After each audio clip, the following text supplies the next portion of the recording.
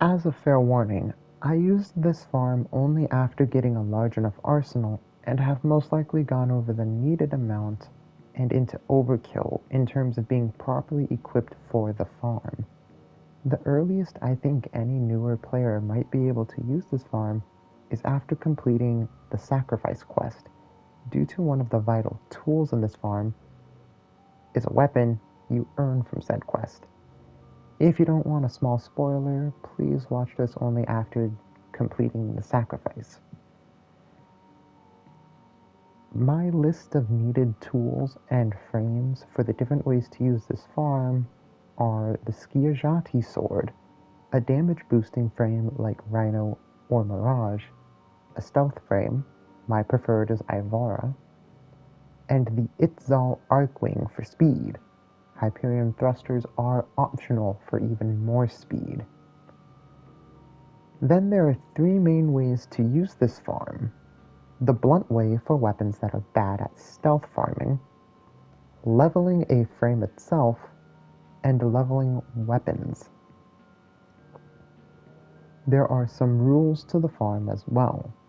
If you're farming through stealth kills, you should only do this during the day due to the magnetic waters at night. They will aggravate the Grineer when they walk into it, along with Foamblist and Kavats attacking them. When aggravated for any reason, you will not be allowed to stealth kill the Grineer. The next rule for stealth farming is that the weapon must be able to kill a level 15 Xmas unit in one shot. If you're leveling a frame, on the other hand, please remember to unequip your pets as they can interfere and be a direct reason towards losing your stealth streak.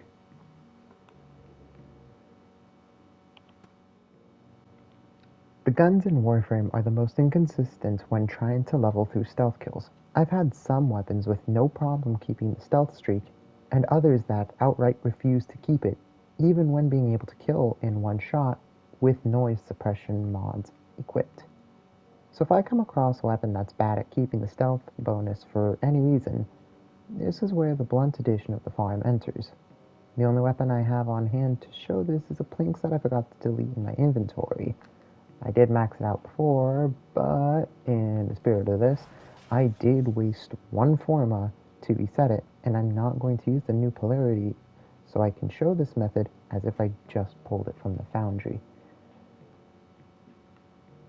Now, I will admit, I have come across other weapons before that, when given the bare minimum, they can't even kill a level 15 Xmas. If your arsenal is large enough, I would really recommend a damage buffing frame for weapons like these if you're just trying to farm out Master Rank and not waste an Orokin Catalyst to increase their capacity. And this is also why I have Mirage equipped. With that out of the way, to see the strategy, let's go. Before I just start shooting everything, I'll be showing which spots are going to be used in the blunt method variation of the farm. There are 7 locations you will be cycling through. As you see the front door, immediately to the left of it is the first farm. Ahead of it is the second location. A little to the right is the third. Further, the fourth. Then on a return path is the fifth location, which at night will spawn an Xmas unit. Then the sixth location, there's an Xmas right there. And then the seventh. After you hit the seventh location for its Xmas, you repeat. As an actual showcase, the path should look something like this. You get out, you hop into your Arcwing, you go here, you take a quick moment to try and kill the Xmas. Yeah, you leave over here.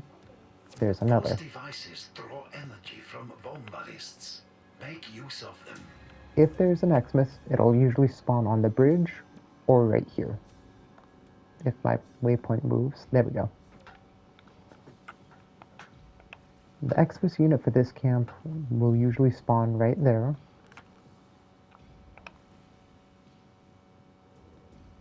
there's the Xmas unit for that location.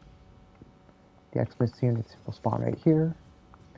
And now for the 7th location is where there's just small bits of change. It'll either spawn right there, near the ramp, or I believe I've seen one like around here. Mainly because of that spot having cover when you're coming in from this side, it can be a little finicky to try and see them.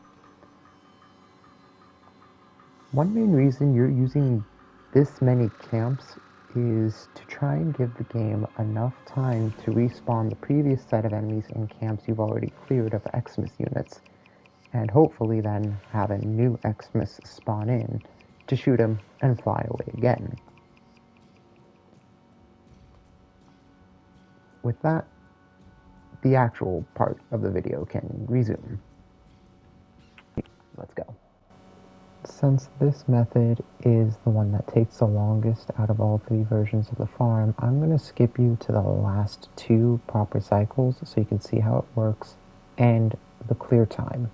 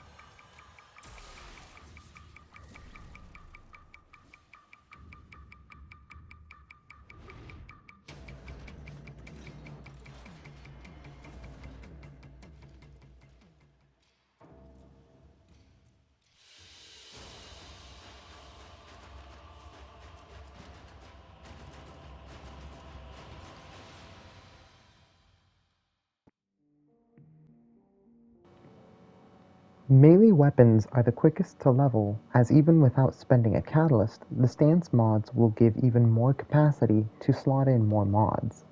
Just like the planks before, the only spare weapon I have for melees is the Seti Lacera with no catalyst or additional polarization, as you can so see. I'm going to use one Forma to reset it and not use that slot to make it as equal as pulling it fresh from the foundry. Let's just throw that there then. That gives more. That means I can put on Magnetic Rush. Now what I did find is that attack speed does enhance how fast you can do this farm because the finishers are of course dictated by that. With how weak they usually are, this should be just more than enough to actually farm the Grenier on the Plains Vylon. Just like with all the other parts of the clips. Let's go.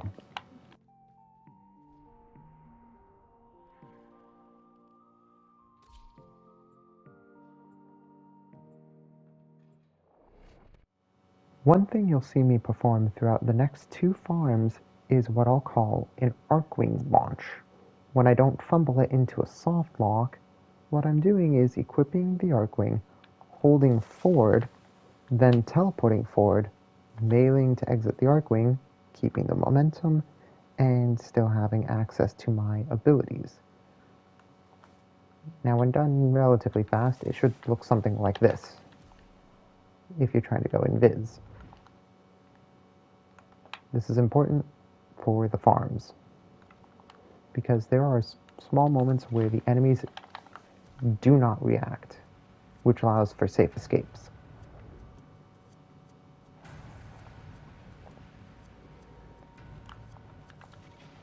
The other version of it is to actually go into your operator. Sometimes the momentum will shoot you straight down, but the operator can kind of avoid things, and they have a healthy invis time. Both of these versions are important for the next 2 farms.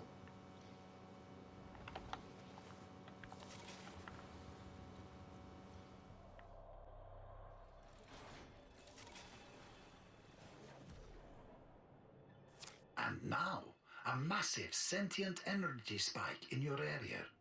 I advise you to be careful.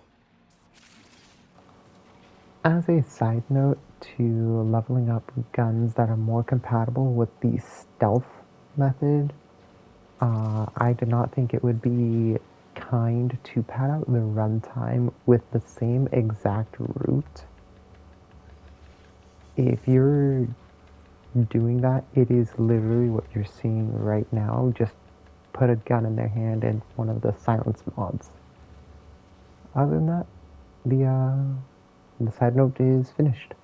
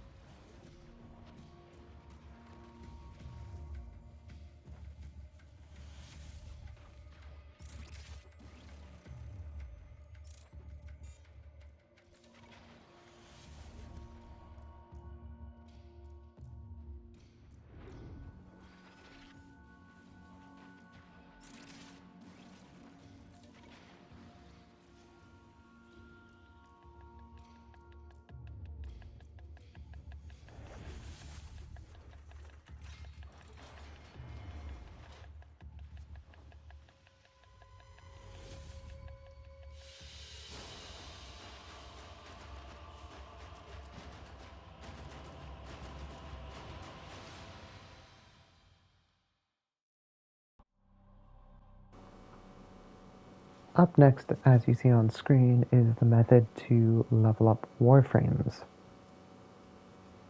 If you already noticed, in Zephyr's hands was the Skiajati sword, which is important in this farm because it has the ability to turn any Warframe invisible for, 5 seconds? On a successful finisher kill. One thing I did forget to mention is that if you take damage when you have the stealth kill bonus, it immediately is forfeited when you take damage. That invisibility is the only thing keeping this farm working, because you aren't getting shot because they can't see you. Of course, I have a bunch of attack speed bonuses on my Skiajati because we don't really need to worry about damage on a level 13 enemy, level 20 at worst. And as you see, it is working. Not much else to say. This little side note is over as well.